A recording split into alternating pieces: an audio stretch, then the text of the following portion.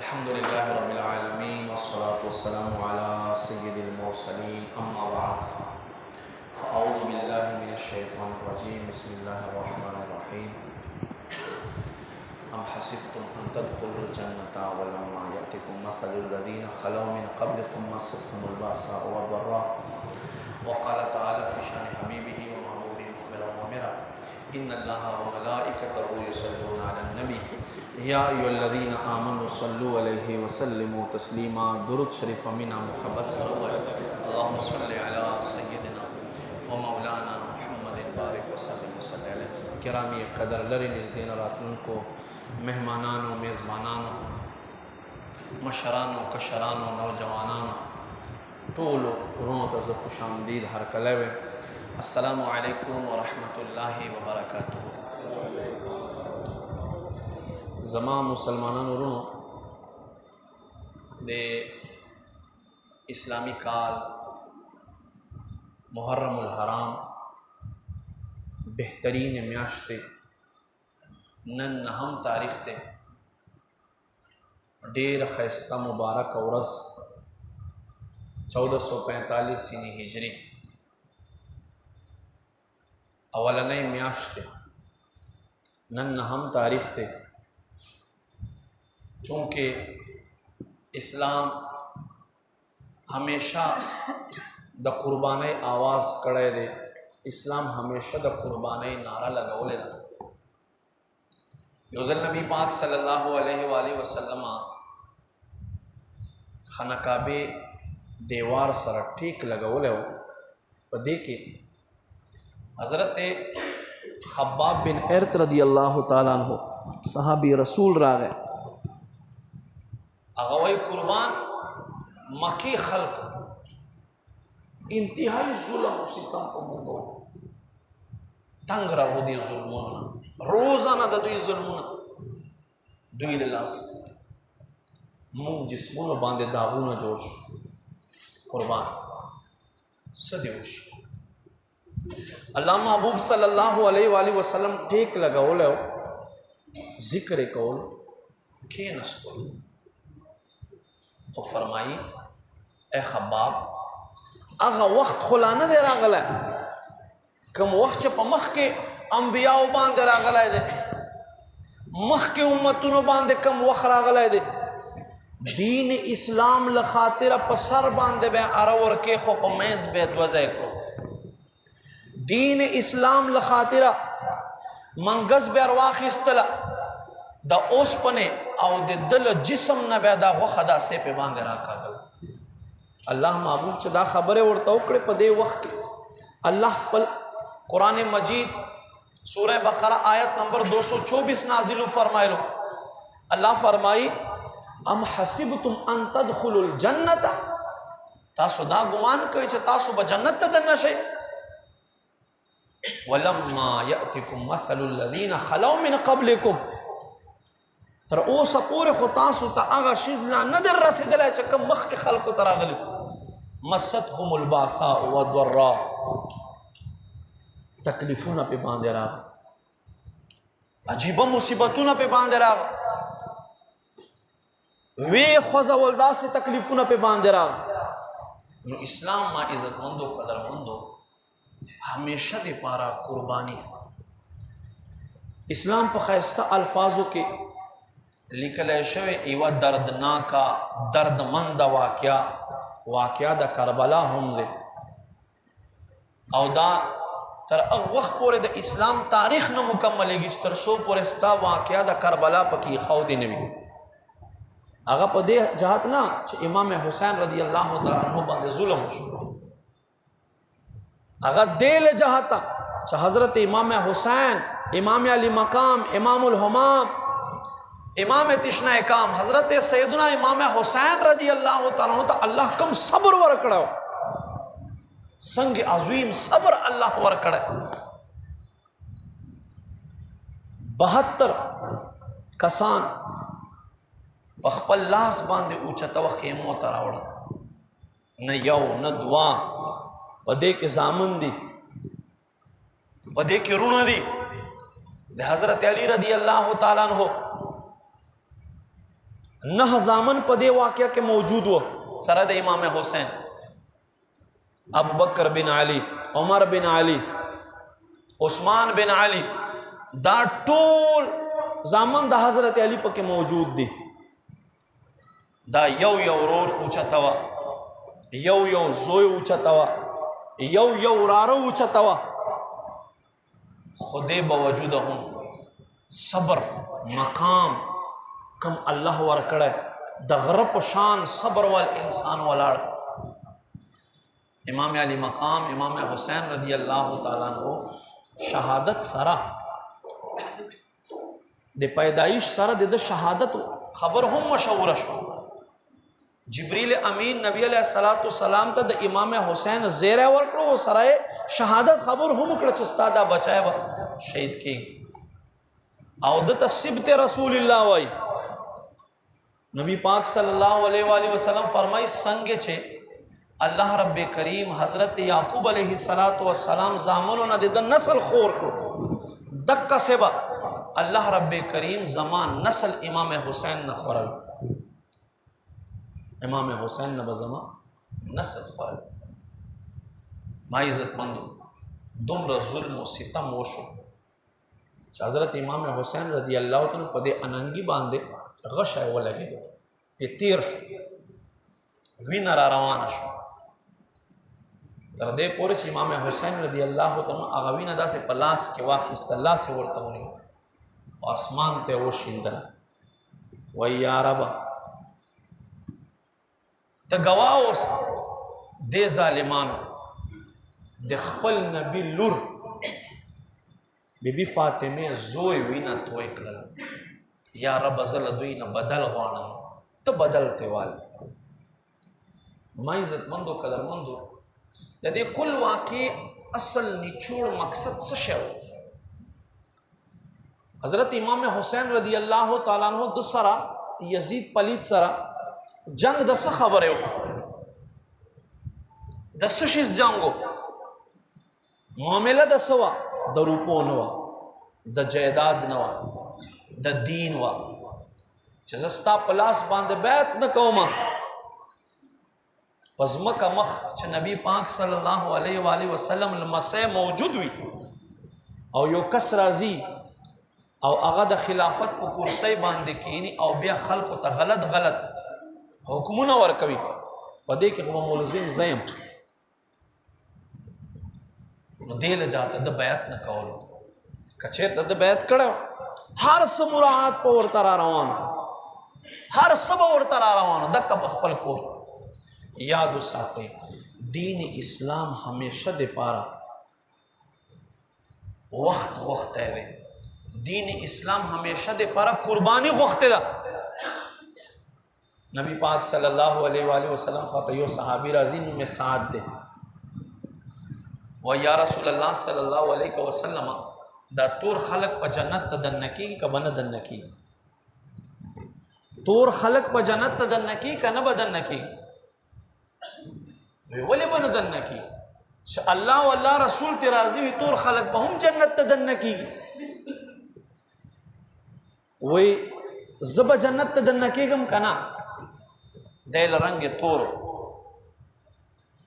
وی چې تا الله او الله رسول باندې ایمان ته به هم جنت ته دننه کېږي. وی قربان چې زه جنت ته دننه کېږم نو په دنیا کې خلق ماته د خور لور رشته ولې نه راکوي؟ زه چاته هم چې پیغام ورولېږم زما د تورواله په وجه سره زما رشته ریجیکټ کړي، ما سره رشته نه کړي. نبی پاک صلی الله علیه و آله وسلم اصل خبره ته وباسله، ورته فرمایي لاړ شه فلانی سړي ته ورشه، ورته وایي چې ستا بچی سره نبی علیه السلام زما نکاح کوي. دی لاړو، پیغام یې ورکړلو، هغه خبر قبوله کړه.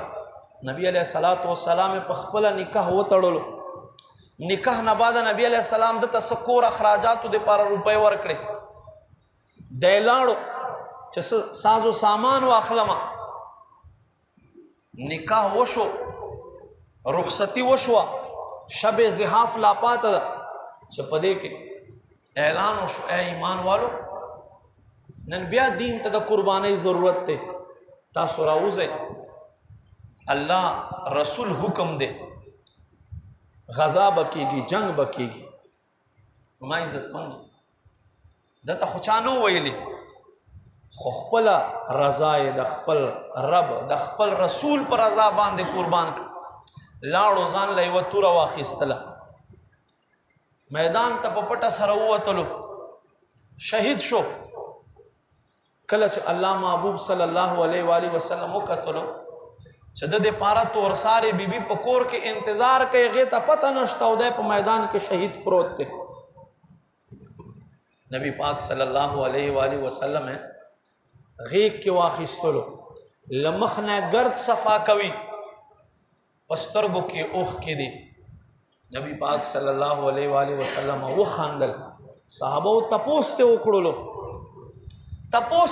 قربان ولې خاندې نبی پاک صلی الله علیه و آله وسلم فرمای ما تلساد نه حیا راغا په جنت کې زګورم چې فرشتو په جنت کې زګورم چې جنتی حور الله سنو نه نیولای دي او حوض کوثر خواته ولاړ دی وبس کی نو ما ته حیات راغه ما مخته وګرځول ما عزت مند اسلام قربانی غواړي حضرت امام حسین رضی اللہ تعالیٰ عنہ دا واقعہ صرف دانه دے چې مونږ بیان کو اوخ کې پتوئی کو او وجاړو حالانکه د نیکانو ذکر چې کیږي یا واقعہ د کربلا چې بیانېږي نبی پاک صلی الله علیه و آله وسلم مسیح په وجه سره لسترګو نه اوخ کې لاړ شي دا رحمت ته چغه وهل حرام دي نوح کول حرام دي بهرحال ما عزت مندو مونږ ته اسلام یو داسې زندگی را کړې ده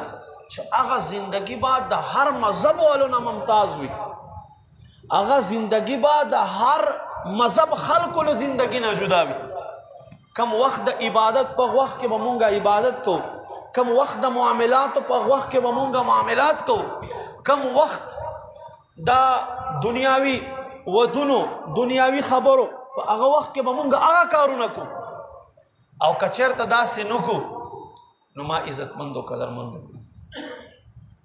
مونږ به خپل ځان نقصان وکړو نن مسلمان محرم الحرام ورځې راشي دته پته نشته چې دا اسلام اولنۍ میاشت او په دې اسلام اولنۍ میاشت کې اسلام د پاره امام علی مقام څومره قرباني کړې 24 घंटे हर हफ्ता हर میاش ټول کال زما مسلمان به په ګناه کې ډوبي په ګناه کې به ډوبي ما عزت مندو قدرمندو چې وروسته بیا بل چا خیراتو ته مونږ ایلوي مرګ نه بعد چې مونږ پسې خیرات وشي مرګ نه بعد مونږ پسې دعا وغوښتلی شي نن الله تا ته مو قدر کړی حضرت امام حسین رضی اللہ تعالیٰ عنہ دا واقعہ ډیر تفصیلی واقعہ دے 100 گھنٹے لگی پدے بیان باندې پدے مختصر وقت کې نه بیانې خو چونکه ما عزت مندو قدر مندو مونږ د نبی علیہ الصلوۃ والسلام امتیان او نبی علیہ السلام اہل بیت سره محبت کوونکی خلق سحر به کتو حضرت ابو هريره رضی اللہ تعالیٰ عنہ فرمای نبی علیہ الصلوۃ والسلام موز کولو نو امام حسن امام حسین رضی اللہ تعالیٰ عنہ راغ نبی علیہ السلام په اوګو کې نستلو نبی پاک صلی الله علیه و آله وسلم دوی د پارا خپل سجده وګدا کړله سو وخت الله محبوب فارغ شو ما ورته قربان کتا خوخوي دا دواړه شهیدان بزبون زما نبی پاک صلی الله علیه و آله وسلم ما ته فرمایل چې ها بوینځه چې ما را روان کړو تیار وا دومره په الله ګران خلق تیار وا فرمای په دې کې یکدم آسمان باندې اوریز جوړه شو او آسمان باندې پړکاوا تر هغه وخت پورې پړکاوا تر سو پورې ما چې حسنین کریمین کور ته نو ودن نکړ لتیارې نه ویریده الله په تور شپه ور پار رڼا